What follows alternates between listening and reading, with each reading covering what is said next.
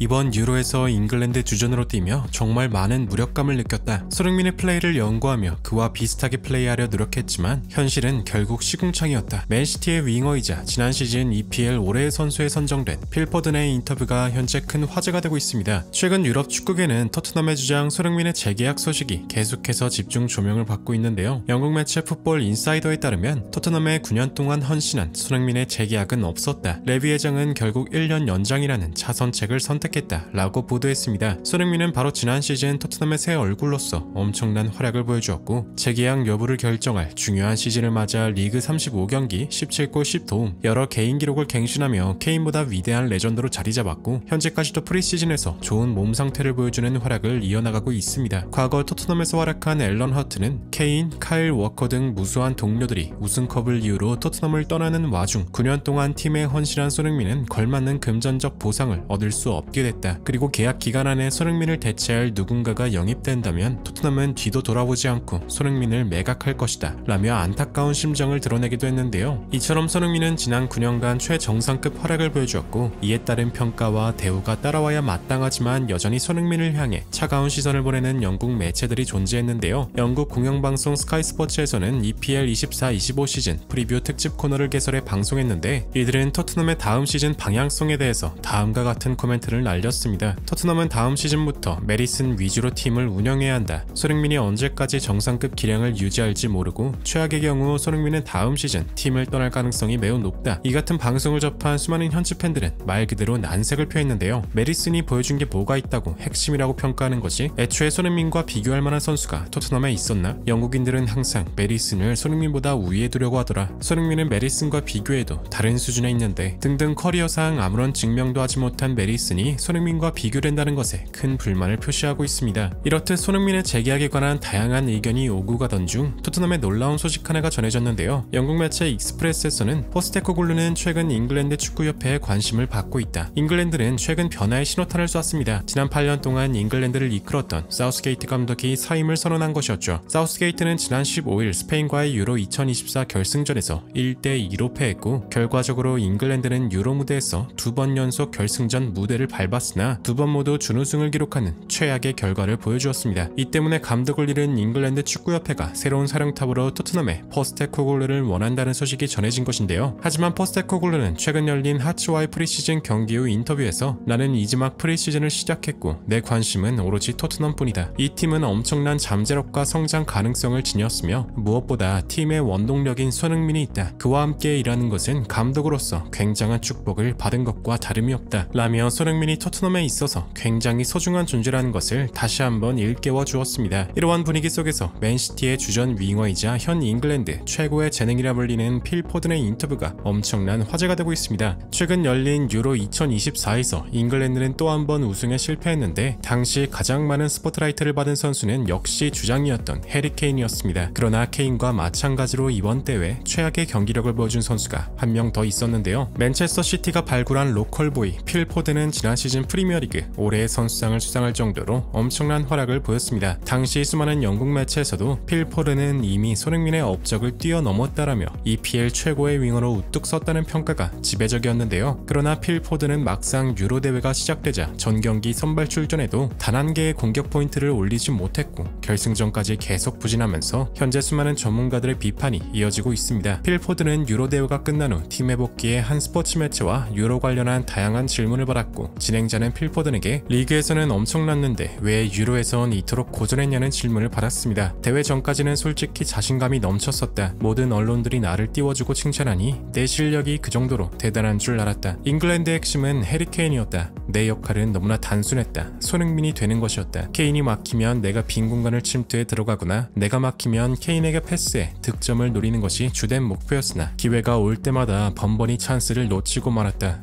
손흥민처럼 양발을 자유자재로 다룬다는 것을 하루아침에 해내기란 불가능에 가깝다. 내가 부진하니까 케인도 힘들어하는 게 눈에 보였다. 경기 전부터 케인과 손흥민의 영상을 보며 많은 연구를 했는데 단순히 손흥민은 결정력만 좋은 게 아닌 연계나 패스를 주고받는 타이밍, 축구 진행 같은 것이 나와는 너무나도 다른 차원이라는 게 느껴졌다. 아마 케인의 단점을 가리고 장점을 살릴 수 있는 선수는 전 세계에서 손흥민이 유일할 것이다 라며 손흥민의 플레이에 깊은 감명을 받았다고 전했습니다. 이를 본 맨시티 현지 팬들도 포든의 발언에 발언에 공감을 표했는데요. 필 포드는 뛰는 팀이 맨시티니까 그런 성적이 가능한 거지. 토트넘에서 비슷한 성적을 낸 손흥민이 훨씬 대단한 선수라니까. 지난 시즌 세부 스탯만 봐도 손흥민이 홀란드보다 결정력이 뛰어나던데 충격적이었어. 손흥민이 차라리 맨시티로 와준다면 더할 나위가 없을 텐데. 손흥민이 높은 평가를 받는 이유가 있지. 나도 100% 동의해. 등등. 현재 맨시티에는 손흥민 같은 다재다능한 공격수가 필요하다는 반응이 대부분이었습니다. 지난 시즌 토트넘의 새 얼굴로서 매경기 헌신하며 역대급 시즌을 보냈던 주장 손흥민 선수. 그러나 여전히 토트넘의 알 수 없는 구단 운영에 많은 축구 팬들이 분노를 표하고 있는 가운데 부디 손흥민 선수가 어떤 선택을 하더라도 절대로 큰 부상 없이 지금처럼 멋진 모습으로 국내 팬들의 마음을 한껏 불태워주길 응원하며 영상 마무리하겠습니다. 진심으로 구독과 좋아요 부탁드리며 시청해주셔서 대단히 감사합니다.